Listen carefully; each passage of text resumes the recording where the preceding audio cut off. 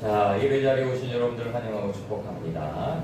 8월달이 시작되었습니다. 8월달도 여러분들 모두가 행복하시고 또 믿음 안에서 승리하는 여러분들 되시기를 주님의 이름으로 축복합니다. 자, 오늘은 하나님의 사람 두 번째 아브라함에 대해서 함께 말씀을 나누려고 합니다.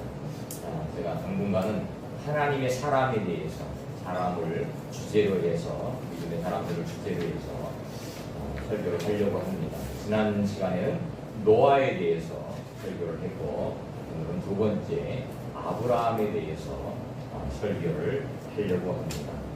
노아의 홍수 이후에 아브라함이 태어난 것은 약 500년 후입니다. 500년 후에 있었던 사람이었습니다. 그러니까 노아가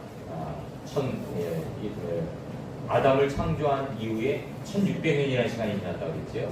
1600년이라는 시간이 지나서 하나님은 세상을 심판할 것을 결단하시고 물로 심판을 하게 되어지고 노아와 노아 가족만이 구원을 받게 되어지죠. 제가 참고적으로 말씀드렸지만 이건 뭐 성경에 없으니까 확실한 건 모르겠지만 노아의 세 아들과 세 며느리, 노아의 부인만 방주에 들어갔지만 성경의 창세기 5장에 보면 그런 표현들이 있어요. 자녀들을 낳았더라. 몇 년을 지나면서 자녀들을 낳았더라. 이렇게 봤을 때에 이거를 근거로 보면 노아도 이 세 명 외에 다른 자녀들을 더 낳았을 수도 있다라는 거예요.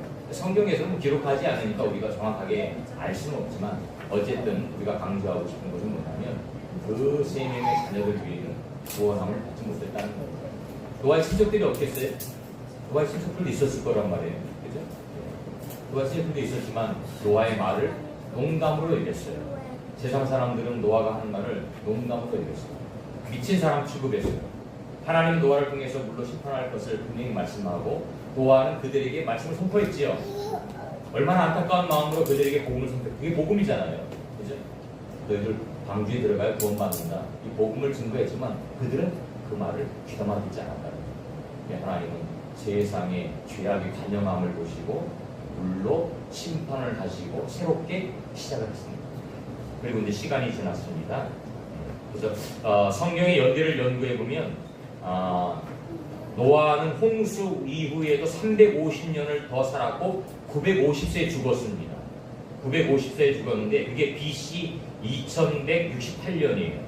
그런데 아브라함은 BC 2166년에 태어났습니다. 그러니까 아브라함이 태어난 후 2년 있다가 노아가 죽은 거예요. 성경의 연대를 정리해 본 거예요.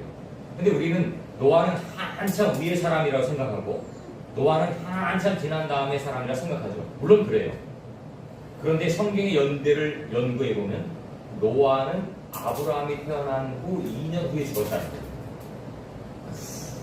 그래서 노아는 아담, 셋, 에노스, 게난, 마할렐레, 야레 쭉 창세기 5장에 보면 노아는 아담 이후 10번째 사람이에요. 그런데 이 아브라함은 아담 이후에 20번째 사람입니다. 셈, 아르박사, 벨라, 에벨 쭉 나오잖아요. 나오면서 노아의 10대 후손이에요. 그게 바로 아브라함입니다. 근데 앞에의 연대순하고 뒤에 연대순 짧아지죠. 왜냐하면 그 노아 이전의 사람들은 거의 900년, 800년을 살았잖아요. 그런데 노아의 홍수 이후에 수명이 단축이 되어져요. 짧아집니다. 그래서 이렇게 열대가 짧은 기간이었지만 이렇게 되었다는 것을 우리에게 말씀하고 있는데, 자, 하나님은 노아를 통해서 하나님의 계획을 이루어 가셨지요. 이제 노아가 죽게 되어져요. 그리고 나서 새로운 인물이 등장합니다. 그 사람이 바로 아브라함이라는 사람. 아브라함을 통해서 또 하나님의 구원의 역사를 이루어갑니다. 그러니까 하나님은 그 시대마다 필요한 일꾼들을 세우십니다. 노아는 자기 사명을 다 감당했어요. 모세가 출애굽에서 광야의 모든 사명을 잘 감당하고 가나안 땅에 들어가는 것은 여호수아가 했던 것처럼, 여호수아가 바통을 이어받았던 것처럼 이제 노아의 사역은 마감을 하게 되어지고 그 노아의 뒤를 이어서 새로운 인물이 등장하는 거예요. 그 사람이 바로 아브라함이라는 믿음의 사람 아브라함을 통해서 하나님의 구원 역사를 이루어 가시는 것입니다. 그렇다면 아브라함은 어떤 사람이었기에 하나님께서 그 아브라함에게 하나님의 일을 맡기셨을까? 아무나 하나님 일에 맡기시겠어요? 아니에요. 노아도 대단한 믿음을 가졌던 사람이다. 그죠? 그 혼란한 시대 속에서 자기의 믿음을 지켰던 사람이었기 때문에 노아에게 하나님 말씀하시고 노아를 통해서 하나님의 계획을 이루셨던 것처럼 아브라함도 아무나가 아니에요. 아브라함이라는 사람을 통해서 하나님은 하나님의 일들을 이루어가십니다. 첫 번째로 아브라함은 어떤 사람이냐면 순종의 삶, 순종의 믿음을 가졌던 사람. 오늘 말씀, 자 8절 말씀을 함께 보겠습니다. 자, 한번 같이 읽어볼까요? 시작. 믿음으로 아브라함은 부르심을 받았을 때에 순종하여 장래의 유업으로 아들 땅에 나아갈 때 갈 바를 알지 못하고 나아갔으며 라고 성경은 기록하고 있습니다. 믿음으로 아브라함은 부르심을 받았을 때, 이 부르심을 받은 내용은 창세기 12장에 기록하고 있죠. 우리가 잘 알고 있는 내용. 창세기 12장에 보면 하나님께서 아브라함을 부르셨어요. 갈대아 우르 땅에서 부르셨어요. 그리고 뭐라고 말씀하세요? 친척과 아비 집을 떠나라. 그리고 내가 내게 지시할 땅으로 가라. 어디로 가란 말씀도 안 하셨어요. 내가 내게 지시할 땅으로 가라 라고 말씀하셨습니다. 그리고 아브라함은 그 하나님 말씀에 순종하여서 길을 떠나지요. 친척을 떠나요. 이웃을 떠나요. 정든 고향을 떠나요. 자기 삶의 터전을 떠나는 거예요. 우리는 그냥 아브라함의 그 12장, 창세기 12장 말씀 보면서 떠났구나 이렇게 생각하지만 그 떠나는 게 쉬운 게 아니에요. 자기 삶의 터전을 놔두고 떠나는 게 쉬워요? 떠나는 게 쉽지 않아요. 이스라엘 백성들이요 나중에 멸망하고 바벨론으로 포로로 끌려갔잖아요. 바벨론 포로로 끌려갔어요. 그리고 하나님께서는 70년 만에 그 포로들을 다시 돌아오게 귀환하게 만들어요. 느헤미야를 통해서 귀환하라고 그래요. 그런데 그들이요 귀환해요 안 해요? 안 해요. 일부는 해요. 일부는. 그런데 더 많은 사람들은요 귀환하지 않아요. 70년 동안 살면서 그 땅에 정들고 거기서 삶의 터전이 이루어지니까 고향으로 돌아가라고 하는데 안 돌아가요.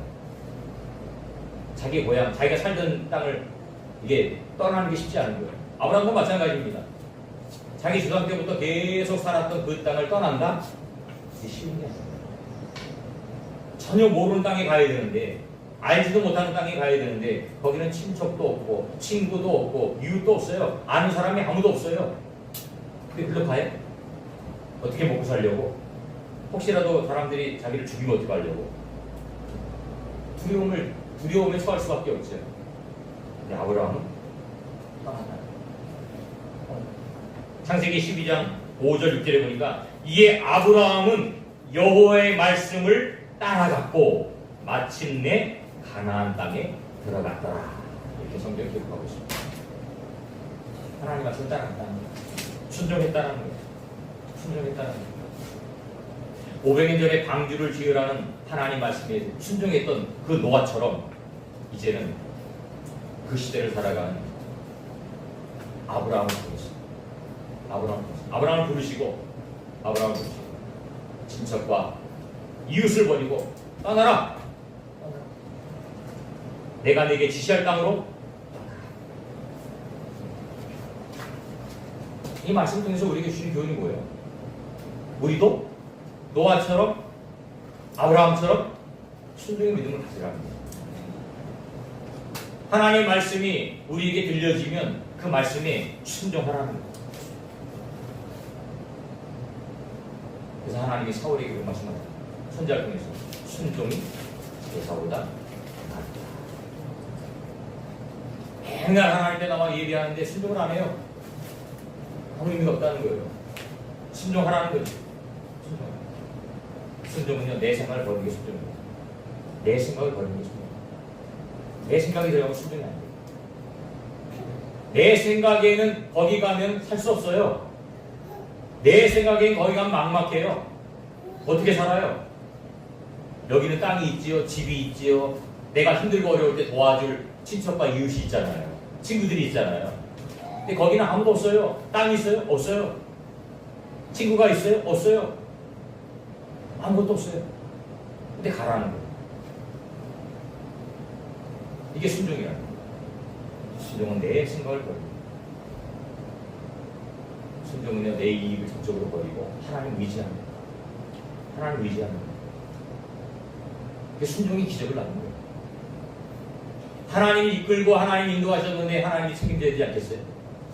이게 믿음이에요. 그러니까 아브라함은 이 믿음이 있는 거예요.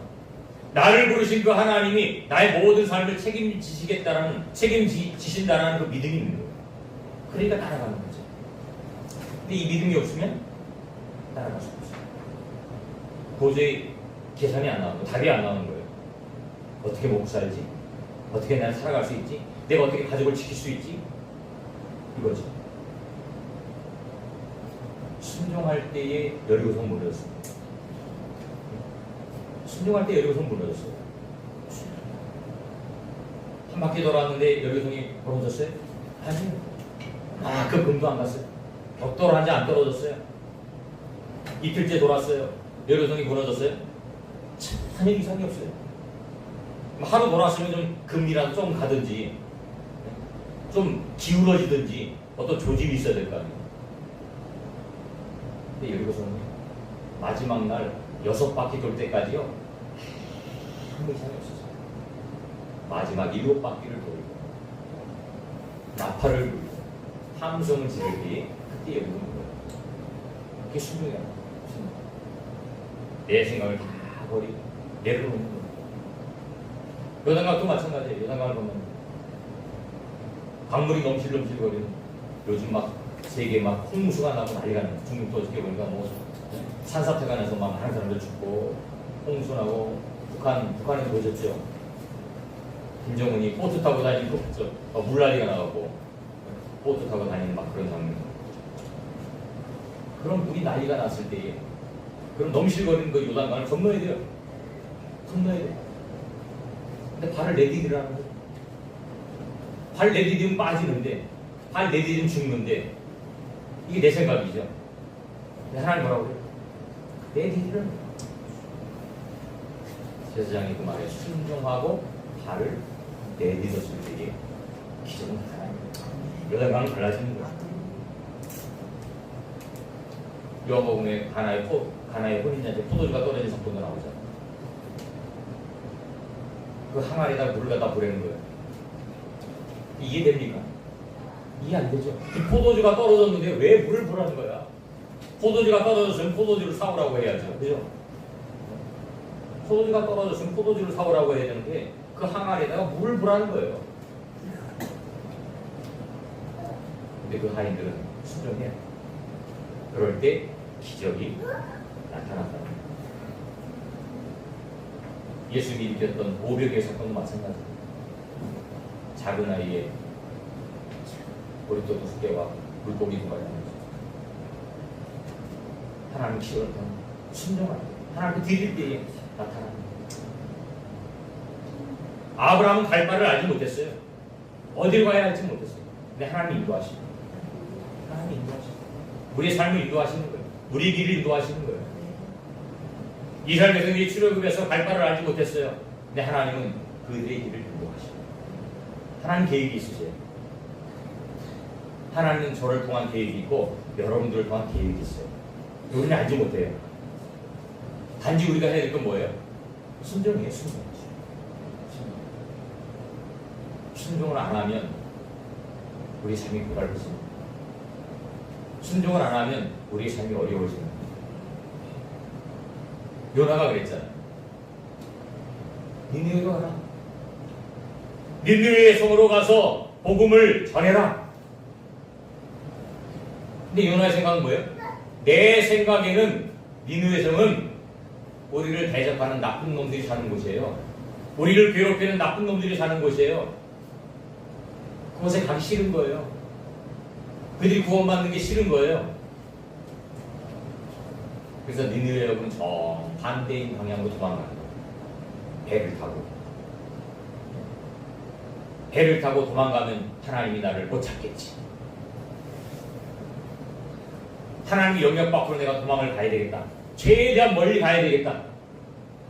최대한 멀리 도망가느라고 계획을 짜는 거예요. 하나님은 어느 곳에든지 다 계십니다. 어느 곳에 다 계십니다.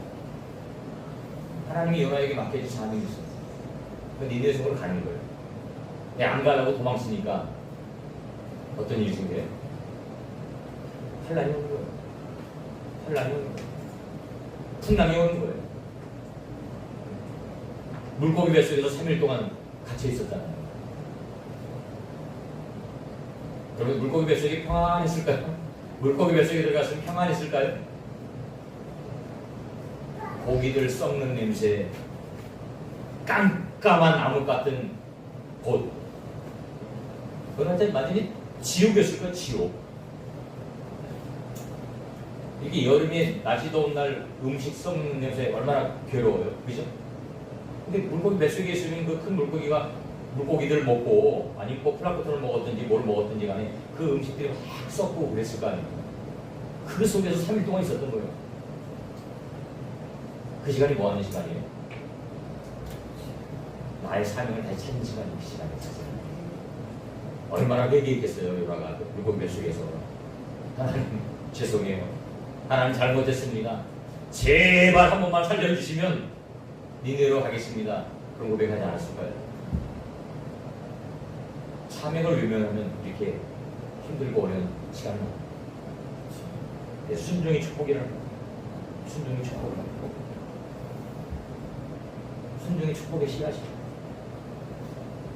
아브라함이 하나님 말씀에 순종함을 통하여서 축복이 근원이 된 것처럼 우리도 하나님 말씀에 순종하라고. 여러분 하나님 음성이 들리십니까? 여러분들을 향해서 하나님은 말씀하시죠. 여러분도 오늘 잘 들고 있어요.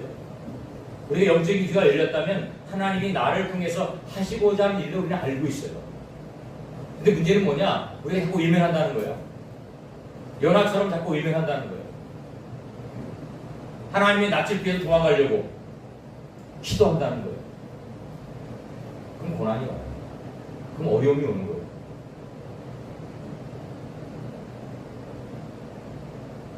고난, 어려움 안 닥치고 하나님 말씀 순종하는 게 축복이죠. 괜히 요나처럼 죽을 고생하고 고난당하고 사실 시간 낭비고 체력 낭비고 낭비거든요. 맞기 전에 잘못했다고 해야 되는데 저도 아이들 키워보니까 그러더라고요. 맞기 전에 잘못했다고 안 때려요. 그때 고집부려요. 잘못했다는 말을 안 해요. 그럼 어떻게 돼요? 맞아요. 맞기 전에 잘못했어요. 용서해주세요. 다시는 안 그럴게요. 그러면 안 때릴 텐데 이게 끝까지 고집부려요. 그럼 받게 됐어요. 우리 하나님께 그렇다는 거예요. 용서를 구하고 우리의 삶을 하나님 앞에 순종하는 거예요. 그래서 아브라함 축복의 근원이 된 거예요. 하나님 말씀 순종하는 거예요. 순종할 수 없는 상황 가운데 순종하는 거예요. 두 번째로 아브라함의 믿음은 어떤 믿음이냐? 기다림입니다. 오늘 말씀 2절에 보니까 믿음으로 그가 이방의 땅에 있는 것 같이 약속의 땅에 거류하여 동일한 약속을 유로로 함께 받은 이삭 및 야곱과 더불어 장막에 거하였다. 이렇게 기록하고 있습니다. 아브라함은 하나님의 약속에 의해서 가나안 땅에 들어갔습니다. 가나안 땅에 들어가고 하나님은 아브라함에게 이렇게 말씀하세요. 내가 너로 큰 민족을 이루고 내게 복을 주어 내 이름을 창대하게 하리니 너는 복이 될지라. 이렇게 말씀합니다. 내가 너로 큰 민족을 이루겠다고 하나님이 약속하셨어요. 민족을 이루겠다는 뭐예요? 자손을 번성케 하겠다는 거예요. 자손이 번성해야 민족이 이루어지잖아요. 아브라함이 고향을 떠날 때 나이가 75세입니다. 75세예요. 하나님이 약속을 받을 때가 75세예요. 내가 너로 하여금 큰 민족을 이루겠다고 한 약속이 75세라고. 근데 시간이 흘렀어요. 아브라함 나이가 75세니까 나이가 먹었어요. 자녀를 주겠다고 약속을 했으면 빨리 이해를 하셔야 될 거 아니에요, 하나님이. 75세인데. 그런데 1년이 지나고 2년이 지나도 애가 안 생기는 거예요. 애가 없는 거예요. 마음의 조급함이 생겨요. 마음의 조급함이 생겨요. 이게 조급증이죠. 그래서 아브라함과 사라가 머리를 맞대고 궁리를 했어요. 하나님이 자녀를 주신다고 했는데 왜 자녀를 안 주시지? 그들의 생각에는 이제 우리가 나이가 늙어서 사라도 나이가 많잖아. 아브라함보다 더 10살이나 더 많지만 사라도 나이가 많은 거예요. 이제 10년이 지나면 85세, 75세. 사라는 도저히 아이를 낳을 수 있는 상황이 안 되는 거예요. 그럼 우리 생각에 이게 하나님의 계획이 아닌가 봐요. 그러면 사라의 몸뚱이였던 하갈을 통해서 하나님이 자녀를 주시려나 봐요. 그들의 생각은 뭐예요? 그래서 하갈을 아브라함에게 쳐주는 거예요. 하갈을 통해서 태어난 아이가 누구예요? 이스마엘. 이스마엘이 태어났어요. 근데 하나님은 그 이스마엘이 하나님의 계획이 아니었어요. 하나님의 계획이 아니에요. 사라를 통해서 하나님의 계획을 이루시기를 원하십니다. 그런데도 시간이 지났는데도 아이가 안 생겨요. 아이가 안 생겨요. 75세에 하나님의 그 약속을 받았고 99세니까 몇 년이에요? 25년이에요. 25년이라는 시간이 지났어요. 99세 때 하나님이 아브라함에게 나타나셨어요. 처자를 통해 나타나셨어요. 그리고 뭐라고 말씀하세요? 매년 이맘때에 아들을 낳을 것이다. 이 말씀이죠. 그 말씀이 1년 뒤에 성취되었고 바로 태어난 게 바로 이삭입니다. 기다려야 된다. 기다려야 된다. 근데 아브라함은 기다리지 못하고 중간에 인본주의를 씁니다. 그 인본주의 쓴 결과로 이슬람의 후예들이 바로 지금 뭐예요? 이스마엘의 후예들이 이슬람에 있는 거예요. 끊임없이 이스라엘을 괴롭히는 민족. 지금도 계속 싸우고 있잖아요. 이스라엘과 이슬람이. 지금 전쟁이 이제 또 저쪽 이란으로 막 레바논으로 계속 막 진전이 되고 있어요. 계속 전쟁이 커지고 있어요. 사실 이거 종교 전쟁이에요. 종교 전쟁이고 다른 전쟁이에요. 인본주의를 쓴 결과에 사실. 인본주의를 쓰면 이렇게 된다는 거예요. 기다려요. 하나님의 때가 있어요. 하나님의 때. 그 때를 기다려요. 그 때를 기다리지 않으니까 결국은 비극의 씨앗이 되고 맙니다. 여리고성은요, 7째 날에 무너졌습니다. 하나님이 정한 기한이에요. 7째 날에 무너졌습니다.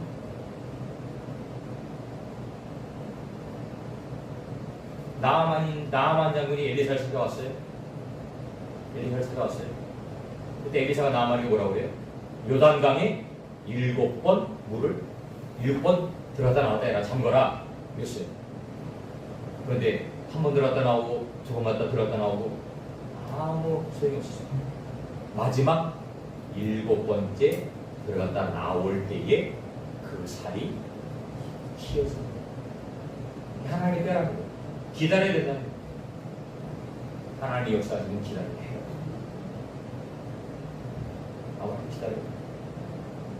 기다렸을 때에 하나님은 그 약속을 이루어 가십니다. 마지막 세 번째는 아브라함이 어떤 믿음이냐? 헌신의 믿음이었다. 오늘 말씀 10절에 보니까 아브라함은 시험을 받을 때에 믿음으로 이삭을 드렸으니 그는 약속들을 받은 자로 돼 그 외아들을 드렸습니다. 이렇게 성경이 기록하고 있습니다. 드렸다는 것. 아브라함은 가장 먼저 떠오르는 게 뭐예요? 이삭의 번제 사건이죠. 이삭을 번제했어요. 창세기 22장에 보면 그 내용이 자세하게 설명하고 있습니다. 어느 날 하나님이 아브라함을 찾아왔습니다. 이삭의 나이를 정확하게 성경에 기록하고 있지 않지만 뭐 어떤 사람들은 뭐 13세 정도였다, 어떤 분들은 뭐 17세 정도였다 이렇게 표현하고 있습니다. 그 정도는 아니었을 것 같아요. 그 정도 나이 때 얼마나 사랑스러워요. 얼마나 애지중지하겠어요. 그죠? 노년에 늦게 난 아들이니까 얼마나 귀하게 키웠겠어요. 그 아들을 드리라. 그 아들을 드리라.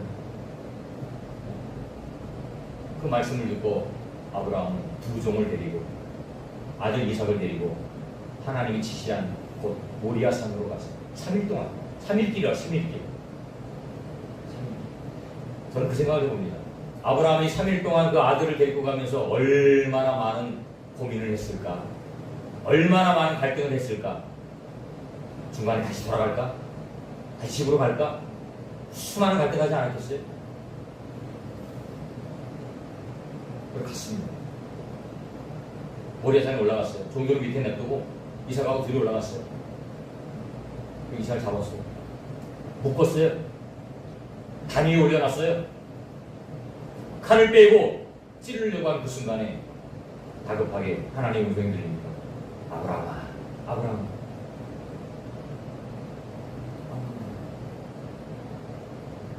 내가 나를 사랑하는 줄 이제 알았다. 내 믿음을 봤다는 거지. 내 뒤를 돌아봐라. 돌아봤더니 순양이 수풀에 걸려있습니다. 저 양을 잡아다가 내 아들 대신에 번제로 드려라. 이 말씀입니다.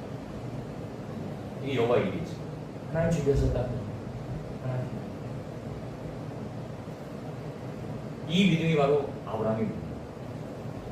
아브라함 믿음으로 자기의 아들을 이삭을 드렸다. 그러면 하나님께서 그 아브라함에게 이렇게 말씀합니다. 내가 이같이 행하여 내 아들 내 독자도 아끼지 아니하였은즉 내가 내게 큰 복을 주고 내 씨가 크게 번성하여 하늘의 별과 같고 바닷가의 모래와 같게 하리니 내 씨가 그 대적의 성문을 차지하리라. 또 내 씨로 말미암아 천하 만민이 복을 받으리니 이는 내가 나의 말을 준행하였음이라 하셨다 하니라. 이렇게 기록하고 있습니다. 아브라함은 믿음의 주상으로 이끌어집니다. 믿음의 주상. 어떤 믿음이에요? 헌신이 믿음이에요. 헌신이 뭔데요? 나의 가장 소중한 것을 하나님께 드립니다. 나의 가장 소중한 것을 하나님께 드립니다. 그게 헌신입니다.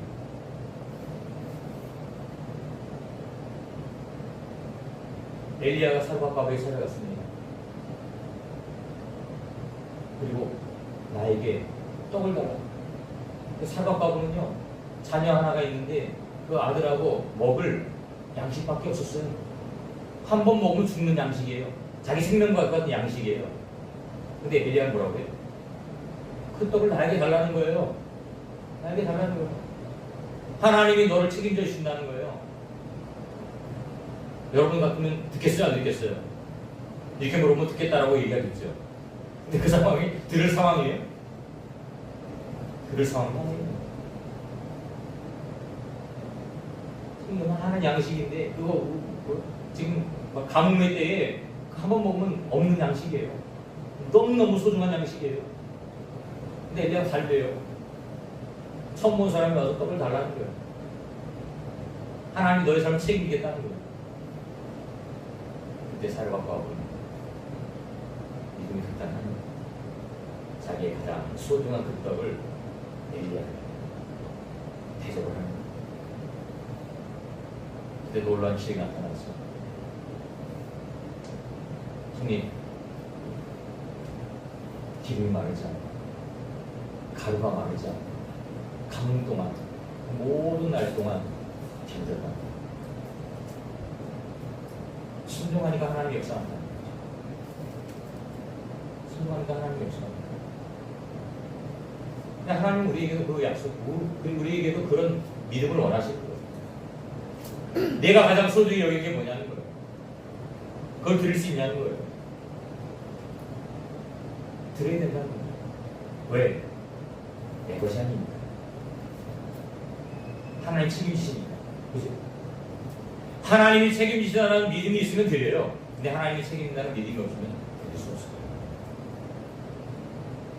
이게 바로 헌신의 믿음입니다. 아브라함처럼, 사르밧 과부처럼 여러분들이 가장 중요한 것을 하나님께 드릴 수 있는 결단의 믿음이 되었으면 좋겠습니다. 하나님 그 사람들을 통해서 축복의 문을 여시고 하늘의 별과 같이 바닷가의 물과 같이 민족 중에서 뛰어난 민족으로 하나님 사랑하십니다. 여러분 모두가 그런 믿음이 되었으면 좋겠습니다. 여러분 가정이 모두가 그런 가정이 되었으면 좋겠습니다. 여러분들 자손들이 하나님의 은혜를 받고 살아갈 수 있는 그런 자손들이 될 수 있도록 늘 기도하고 애쓰고 하나님께 충성된 믿음으로 세워지는 여러분들 다 되시기를 주님의 이름으로 축원드립니다.